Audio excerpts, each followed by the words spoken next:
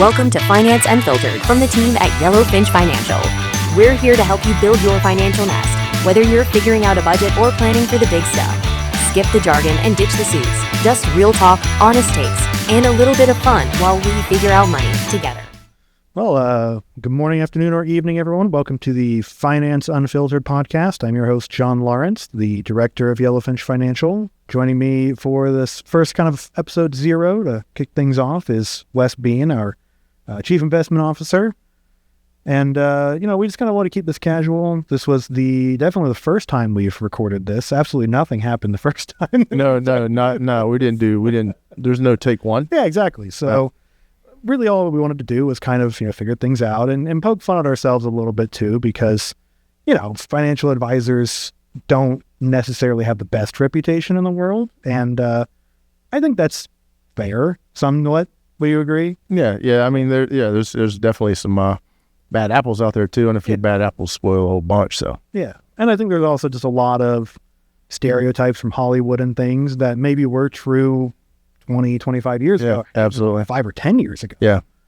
But, this whole idea of like the Wall Street banker and his suits and tie partying every weekend. I mean, look at us. Yeah, right? exactly. Yeah. So, we just kind of want to, like I said, poke fun at ourselves a little bit, but also, really kind of dispel some of the myths around what we do, what it's like to work with a financial advisor, how our processes work, and all that fun stuff. So I think really, kind of starting things off, one of the big misconceptions about how things work, and it was true, like I said, maybe 10 years ago, is that financial advisors work on commission, and they're always going to put themselves first, or they've got to try and sell you something, try and put money on the table for themselves. And I mean, you kind of worked in that line originally. Way back in the day. I know I don't look a day over, 30, you'd say? And the commission is just kind of a thing of the past, I think. Yeah. I mean, we've had stories of, from other advisors and things of back in the day, there were products that were sorted by, like best rider or, best returns. And one of them was best commission. Yeah, that's real. That was a real thing. That wouldn't get anyone's attention or anything now, I don't think, like a regulator or anything. Like, highest commission here, look at this. Fine. I mean, that's hard. I mean, and again, there are some people in the industry, or there used to be anyway, like that. And then that's why even those emails like that even go out today, or those sales pieces go out sometimes where it's like, hey, check this out, make 10%, whatever that number is, right? But no, it's a much different industry now than it was back in the Wall Street days, like you said. Yeah, I mean, we don't do any kind of commission stuff anymore. Not a bit here. Monthly subscription, or we're doing what we call an asset under management fee, which we'll talk more about later, how that works. But, I think it's great that kind of business is kind of fading away, because it lets you, as an advisor, then say, okay, I don't have to sell you something. If we're not the right fit for you, I can tell you, hey, I'm not the right fit for you, and I'm still going to be able to put food on the table for my families. Yeah, exactly. It really just kind of align what we do and why we do it. Oh, absolutely. Yes, absolutely. Yeah. I think as well, people always think of financial advisors like working with multimillionaires, or, you don't need to work with a financial advisor until you've got millions and billions of dollars. And again, maybe that was the case years ago when people were going after, all the big fish in the sea. Yeah. But everybody has financial problems and things that they could be doing better and stuff. So as long as people have questions, I think it's fair to say that talking with somebody who does this for a living is at least worth looking into, right? That's it. If you ever Google, do I have enough money to retire? Should I fund my 401k, or how much should I put in my 401k? Anything like that, then you should at least consider talking to a financial advisor. And part of that is too, like, you don't wait until you're in shape to go to a gym. So it's the same kind of concept. And I think no matter how silly you might think your question is, or you might Google some stuff, put something in like, can I retire? Why's my 401k down? All that. Like, if you do have any of these questions, like other people have these questions too. Yeah, absolutely. So yeah, it's never a bad time to talk to a financial advisor, I think. And sure, I mean, there are moments in life where this kind of comes to the forefront more as we get closer to retirement. Obviously, is one of the big ones. With younger people, if they're starting a family, if they're either planning to have kids or just had kids and are now thinking about, oh crap, what are we going to do to get them ready? And God forbid something happens to us. What are we going to do? But we've got clients, I mean, as old as 95 and as young as 25. Yeah, exactly. There are people all over the place. And like I said, as long as you've got questions, it's worth talking with somebody who's done this 1,000 times. That's always something, too, of like, if you go on WebMD and type in your symptoms, it may fit for someone else, but yours can be completely different. If you go in there and say, can I retire, or is this the right idea for me? The internet might be like, yeah, absolutely. Yeah. But it doesn't have the full picture. Well, I'm going to pick the worst outcome. That's what I always Exactly. do. Like just with the same, like the doctor diagnosis and all that in Google. Yeah, I'm dying every time I check. Exactly. Yeah. So, yeah. And it's just hard. I mean, if you're going on and typing in, can I retire? Like I said, it just doesn't have the full picture. Because, exactly. People always think that financial advising is just like my stocks and my 401k and whatever. But there's so much more to it. I mean, things like life insurance and estate planning on the downside of making sure, like I said, something happens to you guys. Who's going to take care of our stuff? Who's going to take care of our kids? All that fun stuff. Down to things as simple as, I say simple, as every day as budgeting and spending and things like that. Yeah, things that you guys do. It's amazing. I mean, really, John mentioned I'm the chief investment officer, so I just focus on investments, right? But you guys are into so much more, everything like insurance, like estate planning, taxes, all those types of things that you look at. Yeah. You had a ton of fun trying to study for the CFP exam, right? It's just, it's stuff. I mean, I opened this one chapter, and it's like a property and casualty insurance, right? And I'm just thinking, like, how uninterested am I in insurance? I know for my auto, I have insurance on my car, right? I wrote an article not too long ago for some newsletters about like car insurance and all that, and how the premiums are going up. But I don't. It's just not my thing, right? Like my all these deductibles and everything. I like investments and that. But no, you guys know so much stuff and such a wide breadth of topics. It's absolutely incredible. So it's more than just stocks and bonds, obviously. And it's hard for people who have a 9-to-5 to put all this stuff together and try and do it yourself. I mean, it's a ton of information and a ton of questions. Oh, yeah.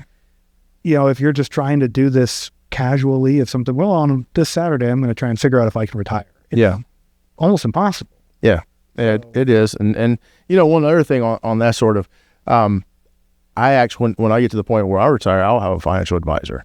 And I actually work in this field, and I work with stocks and bonds and all that really closely, but it's just so different, right? Like, so what else? What are some other ones, John? What are some other misconceptions that people have, or that you've heard anyway?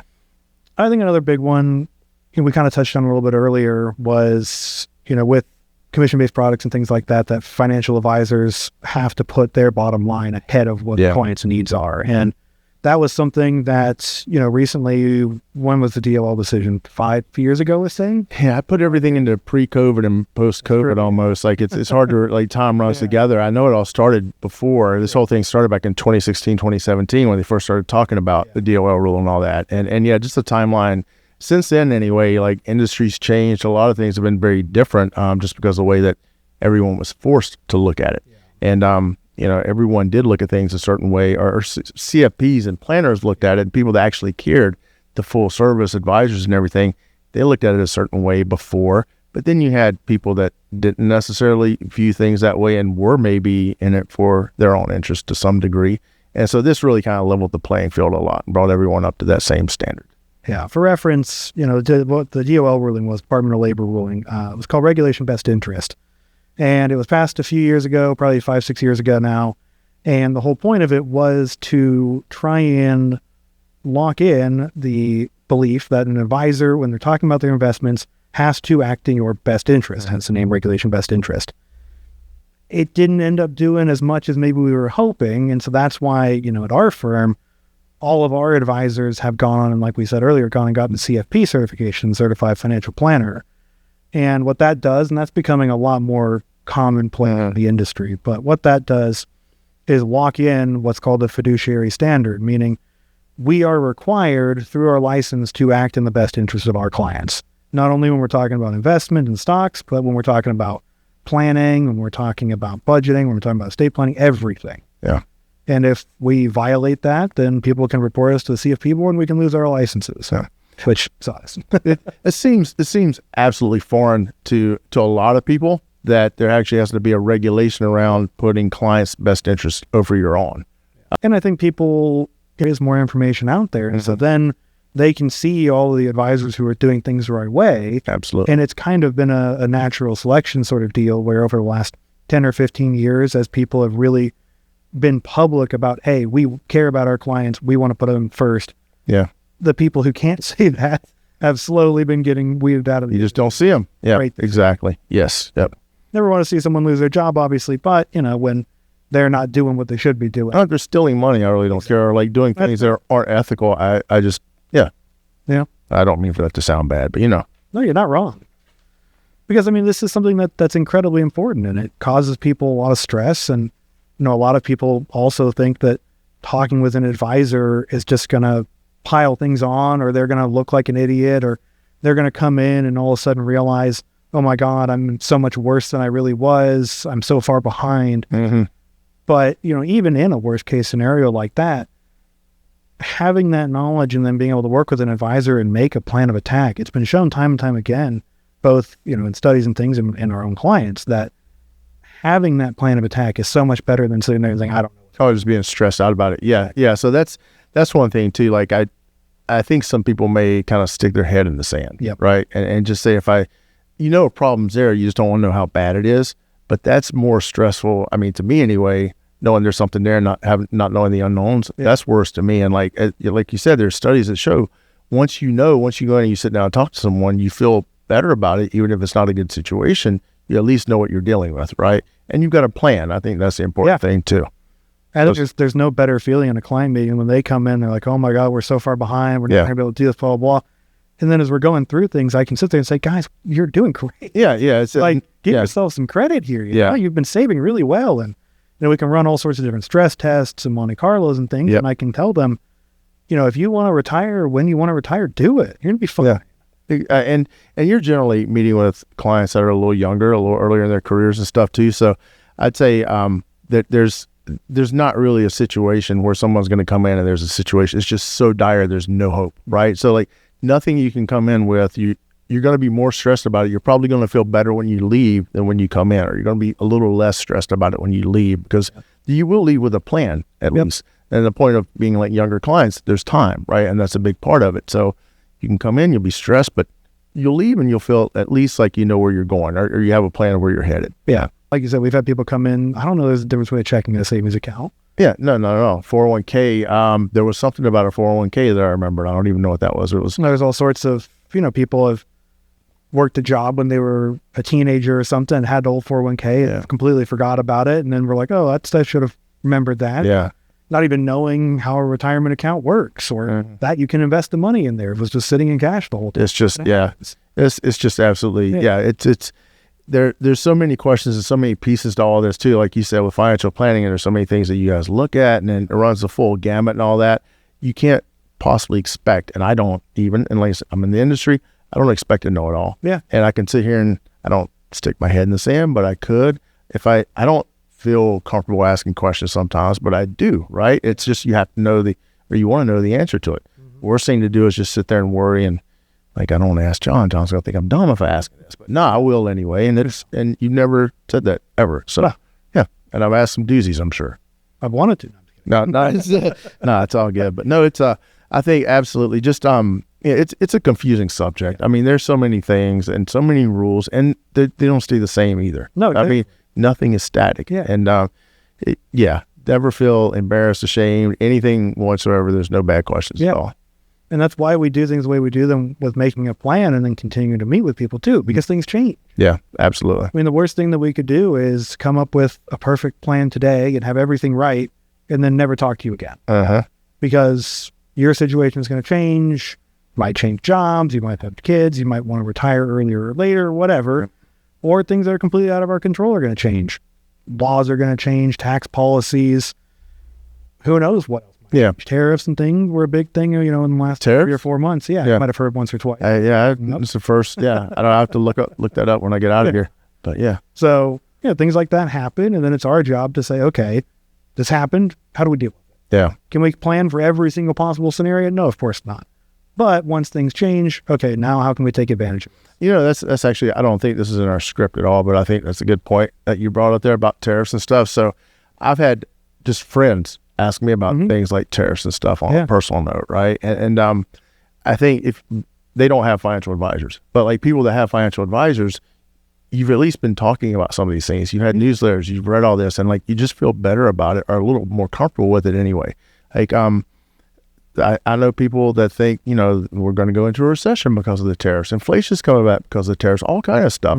But I personally don't think so. But it's because like I'm in the industry and like we talk to people and all that. And I think you lessen your tendency to overreact a little bit to things or kind of freak out or get anxious maybe more about things if you are talking to a financial advisor and you have a little more idea of how this is going to affect you or all that, and you have a plan, and it's a long-term plan, and these little blips along the way don't necessarily matter as much. Didn't mean to go off script. No, so it was a good point. Yeah. And like you said, you know, these little blips and things, not always fun. Yeah. You know, when we had a year like 2022, when the markets were down, 15, 20%. Yeah. It's not fun. Yeah.